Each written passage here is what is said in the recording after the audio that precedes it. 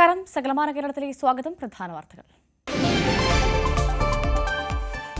Malappuram കാങ്കങ്കടവ് regulator bridge മേഖലയിൽ നിന്നും മണലെടുക്കാനുള്ള നീക്കത്തിൽ തർക്കം. മണലെടുക്കുന്നതിനെതിരെ പ്രതിഷേധത്തിന് DAF. UDFന്റെ പ്രചരണം വസ്തുതകൾ വളച്ചൊടിച്ചെന്ന് ഇടതുപക്ഷം.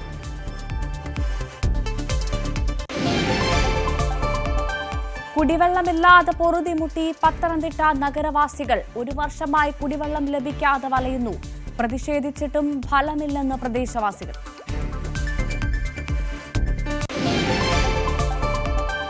ഇടുക്കി പന്നിയാർകുട്ടിയിൽ വാഹനാപകടത്തിൽ 3 മരണം. മരിച്ചത് ഒളിമ്പ്യൻ KM ബീന മോളുടെ സഹോദരി റീനയും ഭർത്താവും ബന്ധുവും. മൂന്നാർ എക്കോ പോയിന്റിൽ കഴിഞ്ഞ ദിവസം ടൂറിസ്റ്റ് ബസ് അപകടത്തിൽപ്പെട്ടതിന് കാരണം അമിത വേഗതയെന്ന മോട്ടോർ വാഹന വകുപ്പ്.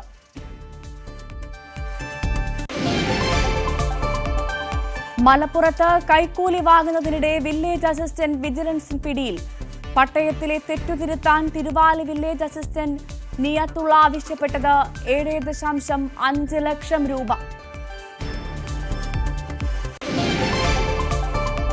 കാസർഗോഡ് വീണ്ടും മയക്കുമരുന്ന് പിടികൂടിയത് കർണാടകയിൽ നിന്നും കേരളത്തിലേക്ക് കടത്തിയ MDMA. 4 പേർ അറസ്റ്റിൽ. നോക്കാം വിശദമായി. കൊല്ലം കുണ്ടറ ആറുമുടിക്കടയിൽ റെയിൽവേ ട്രാക്കിൽ അട്ടിമറി ശ്രമമെന്ന് സംശയം. ട്രാക്കിന് കുറുകെ 2 തവണ ഹെലികോപ്റ്റർ പോസ്റ്റ് വെച്ചതായി കണ്ടെത്തി.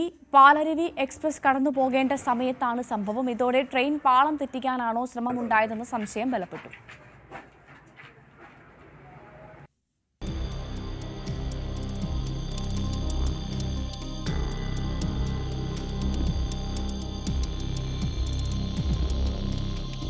കുണ്ടറയിൽ റെയിൽ ട്രാക്കിൽ പോസ്റ്റ് വെച്ച് ട്രെയിൻ പാളം തെറ്റിക്കാൻ ശ്രമിച്ച സംഭവത്തിന്റെ നിർണായകമായ CCTV ദൃശ്യങ്ങളാണ് പ്രേക്ഷകർ കണ്ടത്. ഈ ദൃശ്യങ്ങൾ ന്യൂസ് 18 എക്സ്ക്ലൂസീവായി ലഭിച്ചിരിക്കുന്നു. ട്രാക്കിന് സമീപത്തായി 2 യുവാക്കൾ എത്തുന്നതാണ് ദൃശ്യത്തിലുള്ളത്.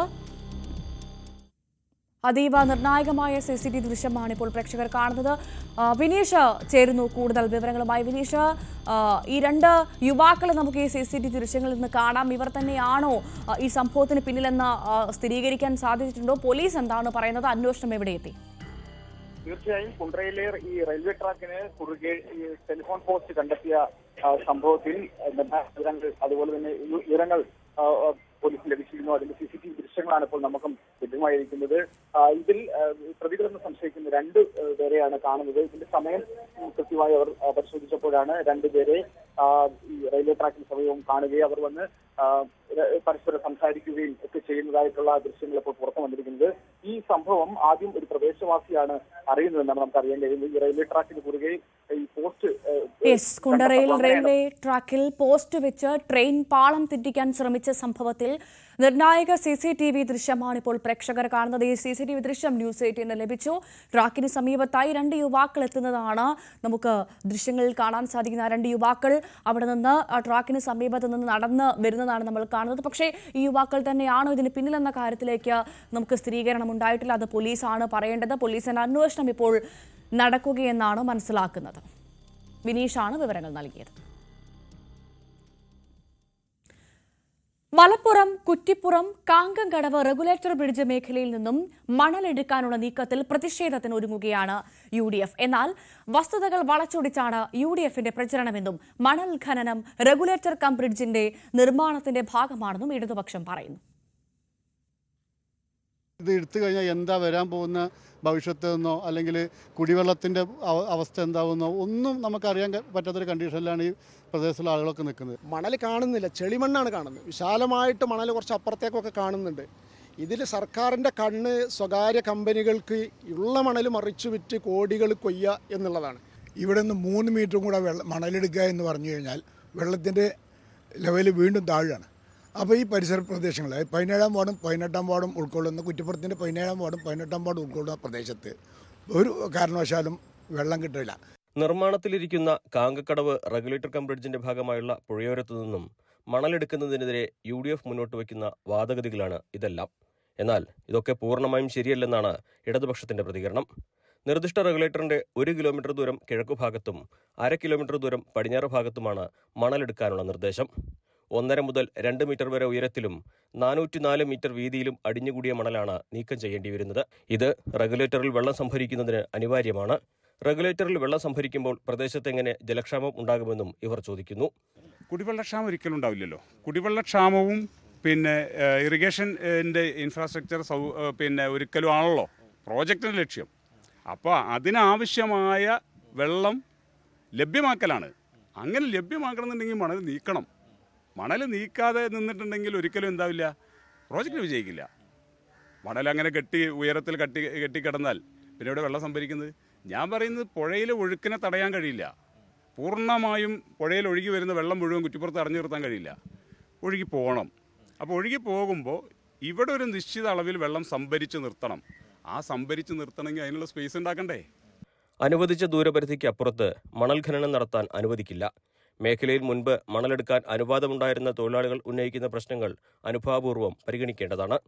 വസ്തുതകൾ മറച്ചുവെച്ചുള്ള രാഷ്ട്രീയ പ്രതിഷേധങ്ങൾക്കെതിരെ പ്രചരണം തുടങ്ങാനും ഇടതുപക്ഷം ആലോചിക്കുന്നുണ്ട്. നിക്ഷിപ്ത താല്പര്യം വെച്ചിട്ട് എതിർക്കുന്ന കുറേ ആളുകളുണ്ട്. രാഷ്ട്രീയമായിട്ട് എല്ലാറ്റിനെ എതിർക്കുക എന്നുള്ളത് അത് കുറ്റിപ്പുറത്തെ ജനങ്ങളോട് ചെയ്യുന്ന വെല്ലുവിളിയായിട്ട് തന്നെ കാണേണ്ടി വരും. അത് എത്രത്തോളം അവർ മുന്നോട്ട് കൊണ്ടുപോകുന്നത് മുന്നോട്ട് കൊണ്ടുപോകരുത് എന്നാണ് ഞങ്ങളുടെ ആഗ്രഹം. പക്ഷേ അത് അവർ മുന്നോട്ട് കൊണ്ടുപോവുകയാണെങ്കിൽ കുറ്റിപ്പുറത്തെ ജനങ്ങളുടെ വികസന പ്രവർത്തനങ്ങളെ തടയുന്ന പ്രവർത്തനമാണ് എന്ന് കണ്ട് അതിനെ രാഷ്ട്രീയമായി ആശയപരമായി വലിയ ക്യാമ്പയിനുകളിലൂടെ നേരിടാൻ തന്നെയാണ് CPM ശ്രമിക്കുക. ആ രീതിയിൽ അതിനെ മറികടക്കാൻ വേണ്ടി കഴിയും എന്നാണ് ഞങ്ങൾ വിശ്വസിക്കുന്നത്. ഈ വർഷം അവസാനത്തോടെ പ്രവർത്തനം തുടങ്ങാൻ കഴിയുന്ന തരത്തിലാണ് കാങ്കക്കടവ് റെഗുലേറ്റർ കം ബ്രിഡ്ജിന്റെ നിർമ്മാണം പുരോഗമിക്കുന്നത്. സർക്കാർ നിർദ്ദേശപ്രകാരമുള്ള മണലെടുപ്പ് റെഗുലേറ്ററിന്റെ നിർമ്മാണം അവസാന ഘട്ടത്തിലേക്ക് എത്തുമ്പോഴേക്കും തുടങ്ങുമെന്നാണ് സൂചന. ന്യൂസ് 18 മലപ്പുറം. കുടിവെള്ളമില്ലാതെ പൊറുതിമുട്ടി പത്തനംതിട്ട നഗരവാസികൾ. കഴിഞ്ഞ ഒരു വർഷമായി കുടിവെള്ളം ലഭിക്കാത്ത പ്രദേശങ്ങൾ വരെയുണ്ടവിടെ. പ്രതിഷേധങ്ങൾ സംഘടിപ്പിച്ചും അധികൃതർക്ക് പരാതി നൽകിയിട്ടും ഇതുവരെയും യാതൊരു നടപടിയും ഉണ്ടായിട്ടില്ല എന്നാണ് നാട്ടുകാർ പറയുന്നത്. പത്തനംതിട്ട നഗരത്തിലെ പ്രദേശവാസികളാണ് വേനൽക്കാലത്ത് കുടിവെള്ളമില്ലാതെ ബുദ്ധിമുട്ടുന്നത്. പൈപ്പുകൾ സ്ഥാപിച്ചിട്ടുണ്ടെങ്കിലും ഒരു തുള്ളി വെള്ളം പോലും കിട്ടാനില്ലാത്ത അവസ്ഥ. പരാതികൾ പറഞ്ഞിട്ടും നടപടിയില്ല. ഇവിടുത്തെ ആളുകളുടെ അവസ്ഥ വളരെ പരിതാപകരമായി. ഇവരുടെ എല്ലാം പരാതി കേട്ട് നമ്മൾ മടുത്തു. നമ്മൾ ഈ അധികാരപ്പെട്ടവരോട് എന്ന് വെച്ചാൽ മുനിസിപ്പാലിറ്റിയിലും പിന്നെ വാട്ടർ അതോറിറ്റിയിലും ഒക്കെ ചെന്ന് പറയുമ്പോൾ ഓരോരുത്തരെ പഴി ചാരുന്നതല്ലാതെ ഈ വെള്ളം കൃത്യമായിട്ട് ലഭിക്കാനുള്ള യാതൊരു നടപടിയും സ്വീകരിക്കുന്നില്ല. കഴിഞ്ഞ വർഷം ഫെബ്രുവരി 24 തൊട്ട് ടാങ്കർ ലോറികളിൽ ജലം വാർഡുകളിൽ കൊടുക്കുന്നുണ്ടായിരുന്നു. ഈ പ്രാവശ്യം ടെൻഡർ പോലും ഇന്നലെയാണ് കൊടുത്തത്. അതിനും പാസ്സായി കൗൺസിൽ പാസ്സാക്കി വരുമ്പോൾ ഈ മാസം ലാസ്റ്റ് കഴിഞ്ഞാലും വെള്ളം കിട്ടാത്ത ലാസ്റ്റ് മുതലേ കിട്ടുമോ എന്നാണ് പ്രതീക്ഷിക്കുന്നത്. നഗരത്തിലെ 10 വാർഡുകളിലാണ് കുടിവെള്ളക്ഷാമം രൂക്ഷമായിട്ടുള്ളത്. മുണ്ടുകോട്ടയ്ക്കൽ, നന്നോക്കാട്, പൂവമ്പാറ തുടങ്ങിയ പ്രദേശങ്ങളിലാണ് കുടിവെള്ളമില്ലാത്തത്. പല സ്ഥലങ്ങളിലും മാസങ്ങളായി കുടിവെള്ളം ലഭിക്കുന്നില്ല. അപ്പം ഈ ദൂരേന്ന് വണ്ടിയെ വെള്ളം കൊണ്ടുവന്ന് വണ്ടിയൂടെ പോയി കന്നാസി കൊണ്ടുവന്ന് ചുമ്മാ ടാങ്ക് തന്നെ ഇങ്ങനെ ഇരിക്കുക. ഞങ്ങൾ മഴവെള്ളത്തെ പ്രതീക്ഷിച്ച 3-4 ടാങ്ക് വെച്ച് ഇങ്ങനെ മഴവെള്ളം, ഇപ്പോൾ അതും ഇല്ല, മഴവെള്ളവും ഇല്ല. അതുകൊണ്ട് ഞങ്ങൾക്ക് വലിയ ബുദ്ധിമുട്ടാണ്. പിന്നെ അവിടെ പറയുന്നതാണ്, ഞങ്ങൾ തിരുവനന്തപുരം വരെ വിളിച്ചു കഴിഞ്ഞ ദിവസം ഒരു ദിവസം വന്നു. പിന്നെ ടാങ്കർ ലോറിയെ എല്ലാ വർഷവും എത്തിക്കുന്നതാണ്, പക്ഷേ ഇതുവരെ വന്നിട്ടില്ല. ഇപ്പം ഭയങ്കര ചൂടും വെള്ളത്തിന് ഭയങ്കര ബുദ്ധിമുട്ടും. ഓട്ടോറിക്ഷകളിലും കിലോമീറ്ററുകൾ നടന്നുമാണ് പ്രദേശവാസികൾ കുടിവെള്ളം വീടുകളിൽ എത്തിക്കുന്നത്. പണം കൊടുത്ത് വാങ്ങിയാണ് കുടിവെള്ളം പലരും ഉപയോഗിക്കുന്നത്. വെള്ളത്തിന് അത് ഭയങ്കരമായ ഷോർട്ടേജ്. ഞങ്ങൾ വെള്ളത്തിന് വേണ്ടി നെട്ടോട്ട് കൊടുക്കുക. കഴിഞ്ഞ വർഷം ഈ സമയത്തൊക്കെ ഒരു ഫെബ്രുവരി 15 ആകുമ്പോഴൊക്കെ വെള്ളം അവർ ടാങ്കറെ കൊണ്ട് തരുന്ന കുറച്ചാൽ ഈ വർഷം അതുണ്ടായിട്ടില്ല. അതുകൊണ്ട് അതിൻ്റേതായ ഭയങ്കരമായ ബുദ്ധിമുട്ട്. പുതിയ പൈപ്പുകൾ സ്ഥാപിച്ചാൽ ഉയർന്ന പ്രദേശങ്ങളിൽ കുടിവെള്ളം ലഭിക്കും.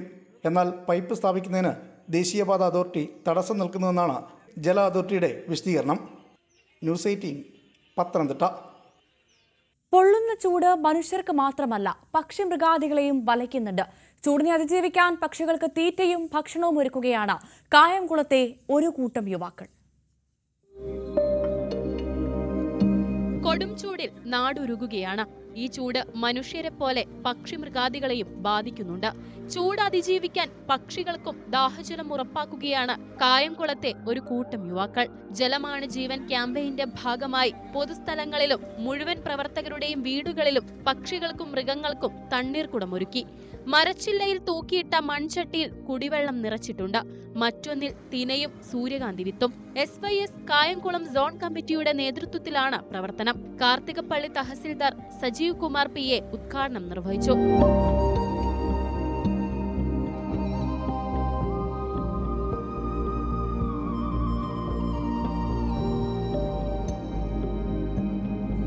വരും ദിവസങ്ങളിൽ നഗരത്തിന്റെ മറ്റ് പ്രദേശങ്ങളിലേക്കും പ്രവർത്തനം വ്യാപിപ്പിക്കാനാണ് തീരുമാനം. ന്യൂസ് 18 കായംകുളം. കടുത്ത ബുദ്ധിമുട്ടുകൾക്കിടയിലാണ് ഇടുക്കി അടിമാലിയിലെ ആദിവാസി മേഖലയായ വേലിയാംപാറക്കുടി നിവാസികളുടെ ജീവിതം. നല്ല റോഡില്ലെന്നത് പുറമെ വന്യജീവി ആക്രമണം കൂടി പതിവായതോടെ ദുരിതം ഇരട്ടിയായി. അടിമാലി ഗ്രാമപഞ്ചായത്തിലെ ആദിവാസി മേഖലയാണ് വേലിയാംപാറക്കുടി. മുതുവാൻ വിഭാഗത്തിലെ 20ഓളം കുടുംബങ്ങളുണ്ടിവിടെ. ബുദ്ധിമുട്ടുകൾക്ക് നടുവിലാണ് ജീവിതം. നല്ല റോഡില്ല. വനത്തിലൂടെയുള്ള തോട് മുറിച്ചു വേണം സഞ്ചരിക്കാൻ. തോടിന് കുറുകെ ഒരു നടപ്പാലം മാത്രമാണ് ഉള്ളത്. വേനൽക്കാലത്ത് പുഴയിൽ വെള്ളം കുറയുമ്പോൾ മാത്രം ജീപ്പുകൾ കടന്നുപോകും. മഴക്കാലമാകുന്നതോടെ സഞ്ചാരം നിലയ്ക്കും. ഇതോടെ കുടിയിൽ നിന്നും പുറത്തേക്കിറങ്ങാൻ കഴിയാത്ത സ്ഥിതിയാകും. ഇപ്പോൾ വന്യമൃഗങ്ങൾ ഇവിടെ ധാരാളമായി എത്തുന്നു. ഇങ്ങോട്ട് റോഡ് എന്ന് പറയുമ്പോൾ കുറച്ചൊരു കോൺക്രീറ്റ് 10-50 കൊല്ലം കഴിഞ്ഞാണ് കൂടി വന്നിട്ട്. പക്ഷേ ഉള്ളത് ഒരു കുറച്ച് മാത്രമേ കോൺക്രീറ്റ് വന്നിട്ടുള്ളൂ.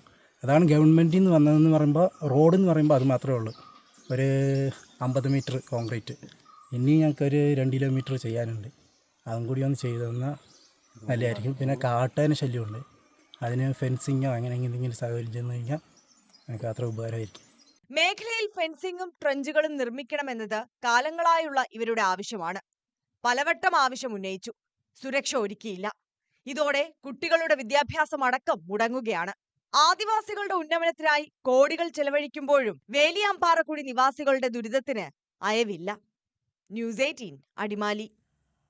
ഇടുക്കിയിൽ ജീപ്പ് കൊക്കയിലേക്ക് മറിഞ്ഞ ഒളിമ്പ്യൻ KM ബീനാമോളുടെ സഹോദരി റീന അടക്കം 3 പേർ മരിച്ചു. ഇന്നലെ രാത്രി 11:30യോടുകൂടിയായിരുന്നു അപകടം. റീനയുടെ ഭർത്താവ് ബോസ്, ബന്ധു എബ്രഹാം എന്നിവരാണ് മരിച്ച മറ്റുള്ളവർ. പന്നിയാർകുട്ടിക്ക് സമീപം കുത്തനെ ഇറക്കവും കൊടും വളവുമുള്ള ഭാഗത്തായിരുന്നു അപകടം. നിയന്ത്രണം വിട്ട ജീപ്പ് കൊക്കയിലേക്ക് മറിയുകയായിരുന്നു. ഇടയോടിയിൽ ബോസ്, ഭാര്യ റീന, ഇവരുടെ ബന്ധുവായ എബ്രഹാം എന്നിവരാണ് മരിച്ചത്. ഒളിമ്പ്യൻ KM ബീനാമോളുടെ സഹോദരിയാണ് മരിച്ച റീന. റീനയും ബോസും സംഭവസ്ഥലത്തും എബ്രഹാം രാജാക്കാട്ടെ ആശുപത്രിയിലുമാണ് മരിച്ചത്. വലിയ പാറക്കല്ലിനടിയിൽ കുടുങ്ങിയ അവസ്ഥയിലായിരുന്നു റീനയെന്ന് ദൃക്സാക്ഷികൾ പറയുന്നു. ഞങ്ങളൊരു ഒറ്റക്കെട്ടുകൊണ്ടാണ് ഞങ്ങൾ ചെന്നിരുന്നത്. അതൊരു 10 മണിയാവുന്നുള്ളൂ.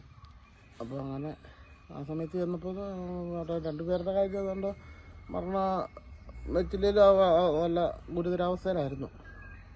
കേട്ടോ, അത്യാവശ്യം ഈ അവരത്തെന്ന് പറഞ്ഞ ആൾക്ക് അത്യാവശ്യം എത്തിക്കാനുള്ള ഒരു കണ്ടീഷൻ ഉണ്ടായിരുന്നു. അങ്ങനെ പുള്ളിയെ എടുത്തുകൊണ്ട് പോയത് ആദ്യമേ. റീന എന്ന് പറഞ്ഞ ആള് ഒരു കല്ല് കാലിലിരിക്കുമായിരുന്നു. ജീപ്പാണേലും അങ്ങനെ ഒരു ഉടക്കി നിൽക്കുമായിരുന്നു. അങ്ങനെ പെട്ടെന്ന് അങ്ങ് ചെന്ന് എടുക്കാൻ പറ്റുന്ന ഒരു കണ്ടീഷനായിരുന്നു. ഉടക്കി എന്ന് പറഞ്ഞാൽ അന്തരീക്ഷത്തിൽ നിൽക്കുന്ന ഒരു അവസ്ഥയിലായിരുന്നു ജീപ്പ്. കുടിവെള്ള വിതരണത്തിനായി റോഡിൽ ഇട്ടിരുന്ന ഹോസിൽ കയറി വാഹനത്തിന്റെ നിയന്ത്രണം നഷ്ടമായതായാണ് സൂചന. വീതി കുറഞ്ഞ പാതയോരത്ത് സ്ഥാപിച്ചിരുന്ന ഹോസുകൾ മണ്ണിട്ട് മൂടിയിരുന്നില്ല. ഹോസിൽ കയറി നിയന്ത്രണം നഷ്ടമായ വാഹനം റോഡിൽ നിന്ന് തെന്നിമാറി സമീപത്തെ പാറക്കെട്ടുകളിലും മരത്തിലും ഇടിച്ച് കൊക്കയിലേക്ക് പതിക്കുകയായിരുന്നു. വലിയ ശബ്ദം കേട്ട നാട്ടുകാരാണ് പോലീസിനെയും ഫയർഫോഴ്സിനെയും വിവരമറിയിച്ചത്. കഴിഞ്ഞ രാത്രിയിൽ ബന്ധുവായ എബ്രഹാമിന്റെ വീട്ടിൽ സന്ദർശനത്തിനെത്തിയതായിരുന്നു ബോസും റീനയും. ഇവരെ തിരികെ കൊണ്ടുവിടുന്നതിനിടെയായിരുന്നു അപകടം. ന്യൂസ് 18 ഇടുക്കി.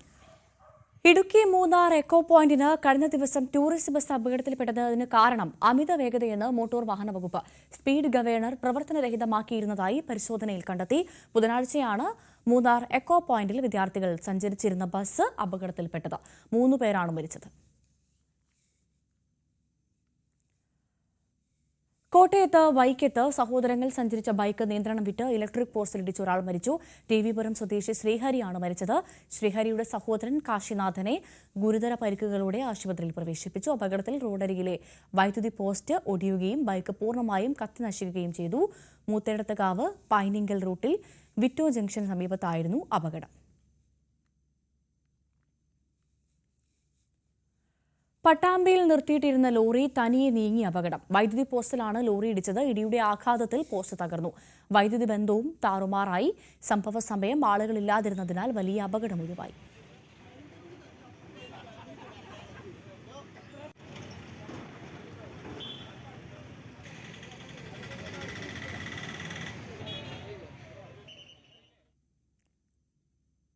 കാസർകോട് ബദിയടുക്ക ഏൽക്കാനയിൽ അമ്മയും കുഞ്ഞും കുളത്തിൽ മുങ്ങി മരിച്ചു.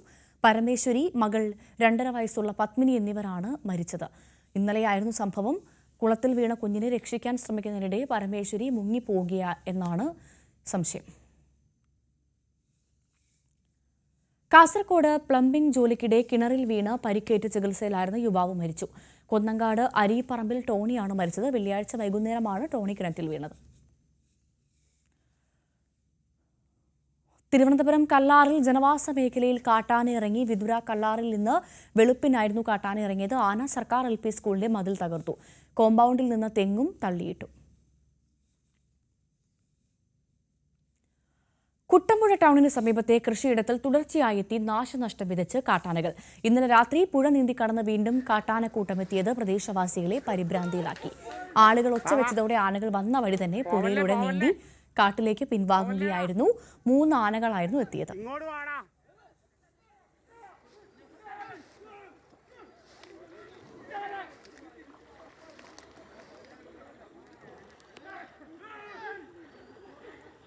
കോതമംഗലത്ത് വീണ്ടും കാട്ടാന ആക്രമണം. കഴിഞ്ഞ ദിവസം ജനവാസ മേഖലയിലെത്തിയ കാട്ടാനക്കൂട്ടത്തെ തുരത്തിയിരുന്നു. എന്നാൽ ഇവ വീണ്ടും ജനവാസ മേഖലയിലെത്തിയത് നാട്ടുകാരെ പരിഭ്രാന്തിയിലാക്കി. പുഴ കടന്നാണ് ഈ ആനക്കൂട്ടം എത്തിയത്.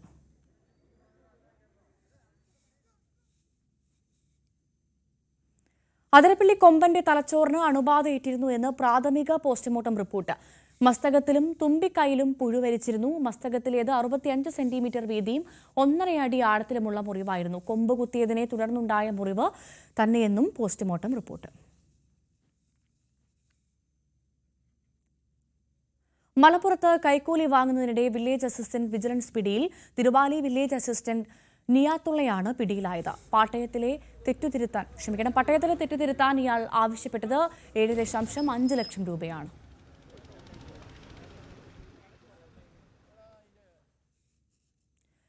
കാസർഗോഡ് വീണ്ടും മയക്കുമരുന്ന് പിടിച്ചു. 4 പേർ അറസ്റ്റിലായി. ഇബ്രാഹിം സിദ്ദിഖ്, മുഹമ്മദ് സാലി, മൂസ ഷഫീഖ്, മുഹമ്മദ് സവാദ് എന്നിവരാണ് പിടിയിലായത്. ഇതിൽ ഇബ്രാഹിം സിദ്ദിഖ് നേരത്തെയും സമാന കേസിൽ പ്രതിയായിരുന്നു. കർണാടകയിൽ നിന്നും കേരളത്തിലേക്ക് കടത്തിയ MDMA ആണ് പിടികൂടിയത്. തിരുവനന്തപുരം വർക്കലയിൽ പുതുതായി സ്ഥാപിക്കുന്ന ബിവറേജ് ഔട്ട്ലെറ്റിനെതിരെ പ്രതിഷേധം. നിരവധി വീടുകളുള്ള മേഖലയിൽ ഔട്ട്ലെറ്റ് അനുവദിക്കില്ലെന്നാണ് നാട്ടുകാരുടെ പക്ഷം. വർക്കല മൈതാനം ജംഗ്ഷനിൽ നിലവിൽ ബെവ്കോ ഔട്ട്ലെറ്റ് പ്രവർത്തിക്കുന്നുണ്ട്. ഇതിനു പുറമെ പുതിയ ഔട്ട്ലെറ്റ് തുടങ്ങാനാണ് നീക്കം. 17ാം വാർഡിലാണ് പുതിയ ഔട്ട്ലെറ്റ് സ്ഥാപിക്കുന്നത്. ഇതേ വാർഡിൽ തന്നെയാണ് KTDCയുടെ ബിയർ പാർലറും പ്രവർത്തിക്കുന്നത്. പുതിയ ഔട്ട്ലെറ്റ് സ്ഥാപിക്കുന്നതിനെതിരെ നാട്ടുകാർ വലിയ പ്രതിഷേധത്തിലാണ്.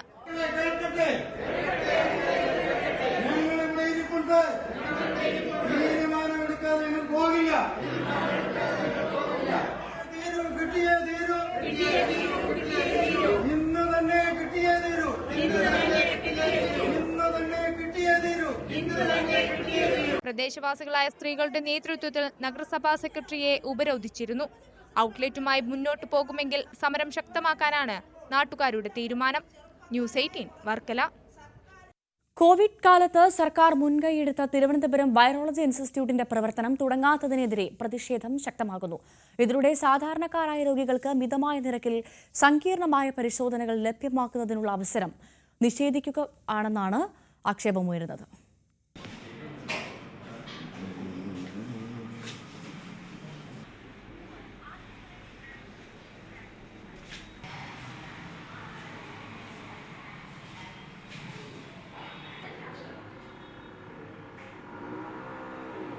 കേരള ഹെൽത്ത് റിസർച്ച് വെൽഫെയർ സൊസൈറ്റിക്ക് കീഴിൽ അഡ്വാൻസ്ഡ് ക്ലിനിക്കൽ റിസർച്ച് അഥവാ ACR ലാബിനു വേണ്ടി തിരുവനന്തപുരം മെഡിക്കൽ കോളേജ് ആശുപത്രിയിലെ ഡീലക്സ് പേ വാർഡിൻ്റെ ഒരു നില ഇങ്ങനെ രൂപമാറ്റം വരുത്തിയിട്ട് വർഷം 2 കഴിഞ്ഞു.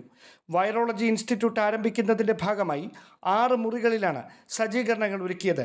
പക്ഷേ പരിശോധനകൾക്ക് ആവശ്യമായ ആധുനിക മെഷീനുകൾ സ്ഥാപിക്കുന്ന കാര്യത്തിൽ മാത്രം ഇപ്പോഴും നടപടികളൊന്നുമില്ല. 36 ലക്ഷം രൂപ മുതൽ മുടക്കിൽ അറ്റകുറ്റപ്പണികൾ പൂർത്തിയാക്കിയ മുറികൾ നിലവിൽ ഉപയോഗിക്കുന്നതാകട്ടെ ആശുപത്രി ആവശ്യങ്ങൾക്കുള്ള ഗോഡൌണായും. Polymer chain reaction test, molecular biology test, സങ്കീർണമായ മറ്റ് രക്തപരിശോധനകൾ തുടങ്ങിയവയിലൂടെ വൈറസുകളുടെ സാന്നിധ്യം കണ്ടെത്തുന്നതിന് സ്വകാര്യ ലാബുകൾക്ക് നിലവിൽ നൽകേണ്ടി വരുന്നത് 2500 മുതൽ 10,000 രൂപ വരെയാണ്. അതേസമയം വൈറോളജി ഇൻസ്റ്റിറ്റ്യൂട്ട് യാഥാർത്ഥ്യമായാൽ സങ്കീർണമായ പരിശോധനകൾക്കുള്ള ചെലവ് നേർപകുതിയായി കുറയുമെന്നതാണ് വസ്തുത. മെഡിക്കൽ കോളേജ് ആശുപത്രിക്ക് സമീപത്തുള്ള സ്വകാര്യ ലാബുകളെ സഹായിക്കുന്നതിന് വേണ്ടിയാണ് ACR ലാബിന്റെ പ്രവർത്തനം തുടങ്ങാത്തതെന്ന വിമർശനമാണ് ഉയരുന്നത്. തിരുവനന്തപുരം KHRWസിൻ്റെ കീഴിലുള്ള മെഡിക്കൽ കോളേജിൽ അടഞ്ഞുകിടക്കുന്ന വൈറോളജി ലാബ് 2 വർഷത്തിലധികമായി അത് പൂട്ടിക്കിടക്കുകയാണ്. ഇതിനെതിരെ മാനേജ്മെൻറ്റ് അത് തുറക്കാനുള്ള നടപടി ഒന്നും സ്വീകരിക്കുന്നില്ല. ഇത് പ്രൈവറ്റ് ലാബുകളെ സഹായിക്കാൻ എന്ന് യൂണിറ്റ് സംശയിക്കുന്നു. ഇത് മാനേജ്മെൻറ്റല്ല, ഗവൺമെൻറ് അടിയന്തരമായും ഈ കാര്യത്തിൽ ഇടപെട്ട് പൊതുജനങ്ങൾക്ക് അത് തുറന്നു കൊടുക്കാനുള്ള സംവിധാനം എത്രയും വേഗം നടത്തണമെന്നും, ഇല്ലാത്ത പക്ഷം KHRW സ്റ്റാഫ് യൂണിയൻ INTUC ഇതിനെതിരെ ശക്തമായ സമരപരിപാടികളുമായി മുന്നോട്ട് പോകുമെന്ന് അറിയിക്കുന്നു. വൈറോളജി ഇൻസ്റ്റിറ്റ്യൂട്ട് യാഥാർത്ഥ്യമാക്കുന്നതിന് വേണ്ടി 20 കോടി രൂപയാണ് കഴിഞ്ഞ ബജറ്റിൽ ധനമന്ത്രി അനുവദിച്ചിരിക്കുന്നത്. ഉദ്യോഗസ്ഥരുടെ കെടുകാര്യസ്ഥത മൂലം സ്ഥാപനം പ്രവർത്തന സജ്ജമാകുന്നത് ഇനിയും വൈകിയാൽ പ്രതിഷേധം കടുപ്പിക്കുമെന്നാണ് KHRW സ്റ്റാഫ് യൂണിയന്റെ മുന്നറിയിപ്പ്. ഡാൻ കുര്യൻ, ന്യൂസ് 18, തിരുവനന്തപുരം. പൊതുപരീക്ഷകളിൽ ഉന്നത വിജയം നേടാൻ വിദ്യാർത്ഥികളെ പ്രാപ്തരാക്കുകയാണ് മലപ്പുറം വളാഞ്ചേരിയിൽ അധ്യാപകർ. ഇതിനായി സംഘടിപ്പിച്ച സഹവാസ ക്യാമ്പും ശ്രദ്ധേയമായി.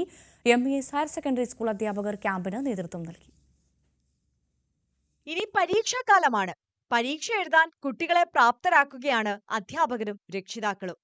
ഇതിനായി പ്രത്യേക ക്ലാസുകളും ക്യാമ്പുകളും ഒക്കെ സംഘടിപ്പിക്കുകയാണ്. വളാഞ്ചേരി MES ഹയർ സെക്കൻഡറി സ്കൂളിലെ അധ്യാപകരും തങ്ങളുടെ വിദ്യാർത്ഥികൾക്ക് നല്ല വിജയം നേടാൻ രാവും പകലുമില്ലാതെ പ്രയത്നിക്കുകയാണ്. സ്കൂളിന്റെ നേതൃത്വത്തിൽ സംഘടിപ്പിച്ച സഹവാസ ക്യാമ്പിൽ 50ഓളം കുട്ടികൾ പങ്കാളികളായി.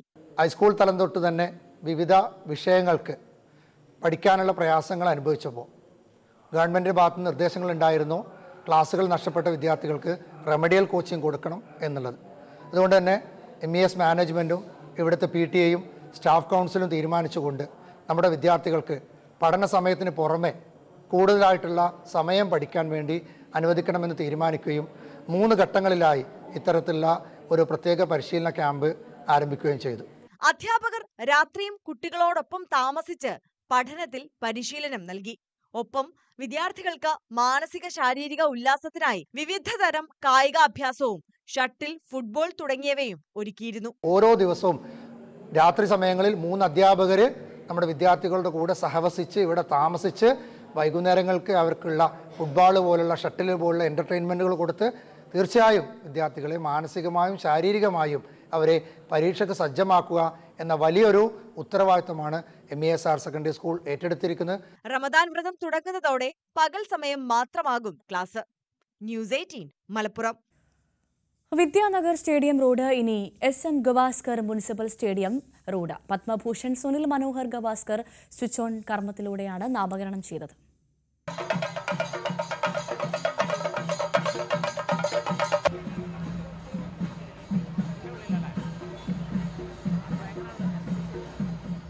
കാസർഗോഡ് മുനിസിപ്പൽ സ്റ്റേഡിയം റോഡ് ഇനി ചരിത്രത്താളുകളിൽ തിളങ്ങി നിൽക്കും. സ്റ്റേഡിയം ജംഗ്ഷനിലുള്ള മുനിസിപ്പൽ സ്റ്റേഡിയം റോഡ് ഇനി ഇന്ത്യൻ ക്രിക്കറ്റ് ഇതിഹാസം സുനിൽ ഗവാസ്കറുടെ നാമധേയത്തിൽ അറിയപ്പെടും. കാസർഗോഡെത്തിയ താരം റോഡിന്റെ പുതിയ നാമകരണം ഉദ്ഘാടനം ചെയ്തു. ഒത്തുകൂടിയ ക്രിക്കറ്റ് പ്രേമികൾ അടക്കമുള്ളവരുടെ ഹർഷാരവത്തോടെയും വാദ്യമേളങ്ങളുടെ അകമ്പടിയോടെയും അദ്ദേഹം Sunil Gavaskar municipal stadium road നാടിന് സമർപ്പിച്ചു. ഇത്തവണ കേരളം രഞ്ജി ട്രോഫി നേടട്ടെ എന്ന് ഗവാസ്കർ ആശംസിച്ചു. ജന്മനാടായ മുംബൈയിൽ ഒരു റോഡിന് പോലും തന്റെ പേര് നൽകിയിട്ടില്ലെന്നും അതിന് തയ്യാറായ കാസർഗോഡ് നഗരസഭയോടുള്ള നന്ദി അദ്ദേഹം അറിയിച്ചു. ചെട്ടുംകുടിയിലെ റോയൽ കൺവെൻഷൻ സെന്ററിൽ നടന്ന ചടങ്ങിൽ കാസർഗോഡ് പൗരാവലിക്ക് വേണ്ടി ഗവാസ്കറെ ആദരിച്ചു. ചടങ്ങിൽ NA നെല്ലിക്കുന്ന് MLA അധ്യക്ഷത വഹിച്ചു. ന്യൂസ് 18 കാസർഗോഡ്. കാസർഗോഡ് ചീമേനി കരുവത്തോട് ശ്രീ കാരഗുളികൻ ദേവസ്ഥാനം കളിയാട്ട മഹോത്സവത്തിന്റെ ഭാഗമായി കാരഗുളികൻ തെയ്യം കെട്ടിയാടി. മന്ത്രമൂർത്തിയായ കാരഗുളികനെ തുടർച്ചയായി 3 ദിവസം കെട്ടിയാടുന്ന ദേവസ്ഥാനമെന്ന പ്രത്യേകത കൂടി ഇവിടെയുണ്ട്. മന്ത്രമൂർത്തിയായ കാരഗുളികനെ ആവാഹിച്ചു കൊണ്ടുപോകാൻ തന്ത്രി കുടുംബം ശ്രമിച്ചെങ്കിലും ഇഷ്ടസങ്കേതം വിട്ടുപോകാൻ ഗുളികൻ തയ്യാറായില്ല എന്നാണ് തെയ്യംകെട്ടിന്റെ സങ്കല്പം. പരിവാരങ്ങൾ ഗുളികനെ പലതവണ വലിച്ച് പുറത്തെടുത്തുവെങ്കിലും കുതറിമാറിയ ഗുളികൻ വീണ്ടും വീണ്ടും മുൾപടർപ്പിലേക്ക് എടുത്തു ചാടി.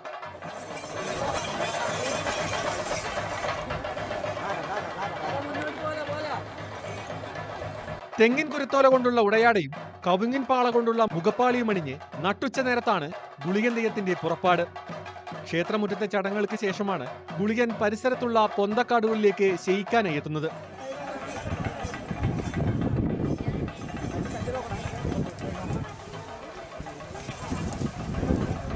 കാരമുൾപടർപ്പിലേക്ക് ചാടിയുള്ള കാരഗുളികന്റെ ഉഗ്രനടനം ഭക്തരിൽ ഭയവും വിസ്മയവും ഉണർത്തുന്നതാണ്. കാരഗുളികനെ കാണാൻ നൂറുകണക്കിന് ഭക്തർ ദേവസ്ഥാനത്തെത്തി. ന്യൂസ് 18 ചീമേനി. സകലമാന കേരളം പൂർണ്ണമാകുന്നു. ഇനി ഇടവേളയ്ക്ക് ശേഷം രഞ്ജിത്ത് രാമചന്ദ്രൻ എത്തും. നമസ്കാരം.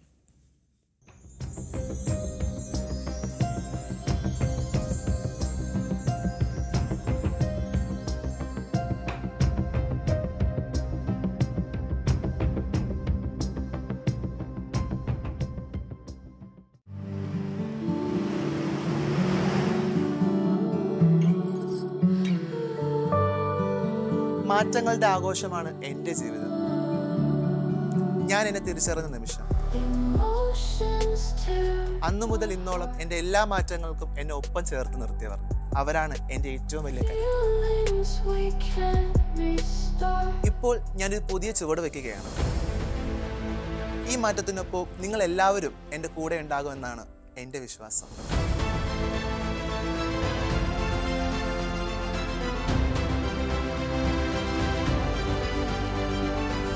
ഞായറാഴ്ചകളിൽ വാർത്തകളുടെ പുത്തൻ അനുഭവമായി ഞാനും ഉണ്ടാകും ന്യൂസ് 18.